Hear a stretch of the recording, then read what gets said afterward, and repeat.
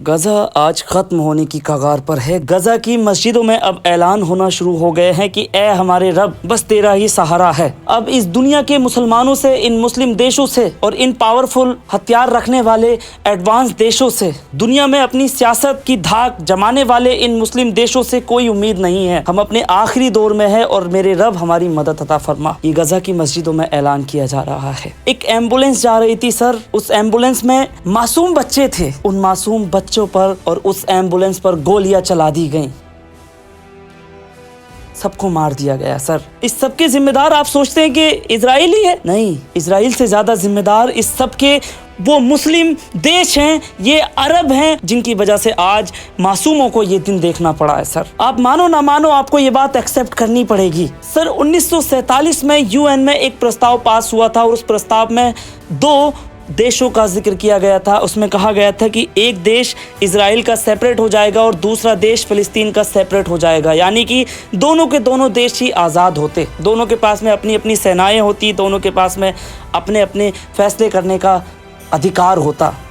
लेकिन 1948 में जैसे ही इजराइल बना, उसके तुरंत बाद अरबों ने इजराइल पर हमला किया। अरब सोच रहे थे कि उनको अमेरिका और ब्रिटेन की मदद मिलेगी क्योंकि वो इनके पिट्ठू थे, लेकिन अमेरिका ब्रिटेन ने इजराइल की मदद कर दी और इजराइल ने उनको वहां हरा दिया और कुछ जमीन पर कब्जा कर लिया। फिर 1967 में अरबों ने हमला कर दिया इजराइल पर। आप क्रोनोलॉजी समझते रहिएगा सर। उसके बाद इजराइल ने इन सबको पकड़ के मारा और जमीन कब्जा ली। ऐसा करते करते उसने लगभग पूरे पैलेस्टीन पर कब्जा कर लिया, थोड़ा सा हिस्सा रह गया गजा का। अब इसको आप क्या कहेंगे सर? मैं कहूंगा कि ये हमले अरब ने खुद नहीं किए थे, बल्कि उससे करवाए गए थे कि तुम हमले करो और हम इसी बहाने जमीनों को कब्जाएंगे। ये सौदा हुआ पूरे फिलिस्तीन का। आज जो हम लोग कहते हैं ना कि फिलिस्तीन को आजाद करो, फिलिस्तीन को आजाद करो, फिलिस्तीन को आजाद करो, अगर ये हमले नहीं करते अरब तो फिलिस्तीन पहले से ही आजाद था। अब आते हैं थोड़ा सा गजा की साइड में सर। पूरी दुनिया इस गजा पर, इस फिलिस्तीन पर अपनी अपनी सियासत कर रही थी। तुर्की अलग सियासत कर रहा था, ईरान अलग सियासत कर रहा था, हिजबुल्लाह अलग सियासत कर रहा था, हमास अलग सियासत कर रहा था। आप मुझे बताइए सर, जब आपके पास में पावर नहीं है, क्षमता नहीं है, आपके पास कुछ है ही नहीं,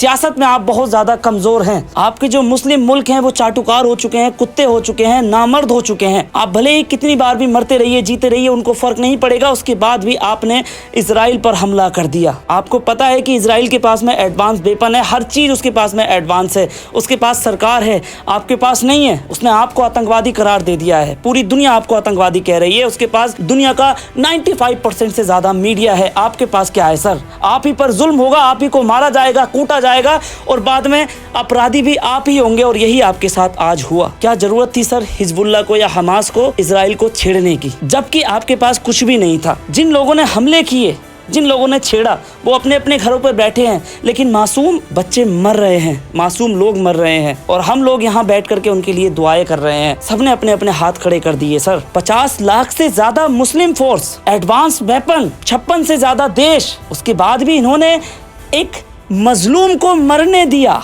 क्यों मरने दिया पता है सर? क्योंकि सबके मनों में लालच है, सबके मनों में लालच है, सबको हराम चाहिए, सबको बिजनेस करना है इजराइल के साथ में। जो उसके साथ में बिजनेस करेगा उसको पैसा भी मिलेगा, सब कुछ मिलेगा, और जो उसकी मुखालफत करेगा उसको खत्म कर दिया जाएगा। आजकल के मुसलमानों को दुनिया चाहिए, आखिरत नहीं चाहिए सर। अब यहाँ पर बहुत से लोग ये कह रहे होंगे कि मैं हिजबुल्लाह या हमास के बारे में ऐसा क्यों बोल रहा हूँ। सर मैं ऐसा इसलिए बोल रहा हूँ क्योंकि आप लोगों ने उन मासूमों की जानों का सौदा कर दिया। मैं नहीं जानता कि आप सबका मकसद क्या था, क्या नहीं था। आप आजादी की लड़ाई लड़ रहे हैं, लेकिन ऐसे लड़ेंगे कमजोर होकर के। सर लोग महात्मा गांधी को क्यों महान कहते हैं जानते हैं आपको? जब महात्मा गांधी अफ्रीका से लौट कर आए थे ना, तो उन्होंने हालात देखे थे कि हमारे जो देशवासी थे वो जब एक अंग्रेज को मारते थे तो अंग्रेज उनके बदले में उनके 50-100 लोगों को मार देते थे, या इससे भी ज्यादा को, और उनके घरों को और उनको निस्तो नाबूद कर दिया जाता था। इसके बाद गांधी जी ने सियासत से काम लिया। उन्होंने कहा कि मुझे किसी भी तरह से अपने लोगों को बचाना है और आज़ादी भी लेनी है। तो उन्होंने शांतिपूर्ण तरीके से अपने काम को शुरू किया। उन्होंने अपने लोगों को भी नहीं मरने दिया और अंग्रेजों से अपनी बातें भी मनवा ली। आप किसी से तब लड़ो जब आपके पास इतनी पावर हो कि आप अपने लोगों को सुरक्षित कर सको,